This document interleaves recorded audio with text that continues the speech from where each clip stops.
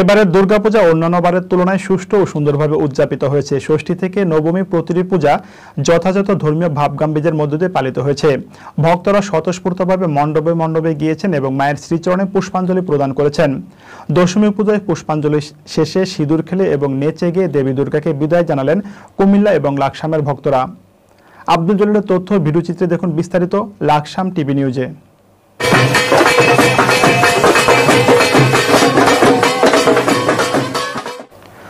বর্ণাঢ্য আয়োজনের মধ্য দিয়ে এবারে দুর্গাপূজা অনুষ্ঠিত হয়েছে। ষষ্ঠী থেকে নবমী প্রতিটি পূজা সুষ্ঠু সুন্দরভাবে উদযাপিত হয়েছে। দশমী পূজায় কুমিল্লার বিভিন্ন মন্দির এবং লাকসামের জগন্নাথ মন্দির সহ লাকসামের বিভিন্ন মন্দিরে ভক্তদের স্বতঃস্ফূর্ত উপস্থিতি লক্ষ্য করা যায়।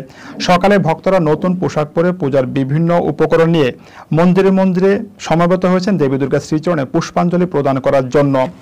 বিকেলে শুরু হয় সিঁদুর খেলা। সিঁদুর খেলায় অংশগ্রহণ করেন নারী ভক্তরা। তারপর দেবীকে বিদায় জানানোর প্রক্রিয়া। একেবারে নেচে গেয়ে উলুধ্বনি এবং মঙ্গল শোভাযাত্রার মধ্য দিয়ে বিদায় জানানো হয় দেবী দুর্গাকে।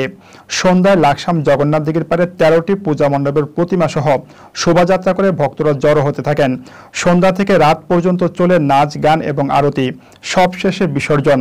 এবার বিজয়া দশমী যাতে সুষ্ঠু সুন্দরভাবে উদযাপিত হয় তার জন্য প্রশাসনের পক্ষ থেকে নেওয়া হয়েছে কঠোর নিরাপত্তামূলক ব্যবস্থা।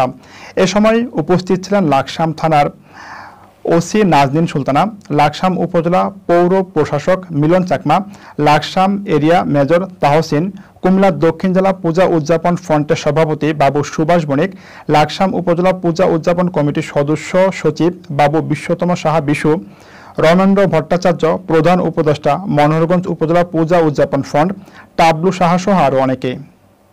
বৃহত্তর অঞ্চলে কোটি মানুষের জন্য সর্বাধুনিক প্রযুক্তির চিকিৎসা সেবা দিয়ে যাচ্ছে Laksam fair health hospital. Laksam fair health hospital, Shanta complex, দক্ষিণ বাইপাস রোড, লাকসাম।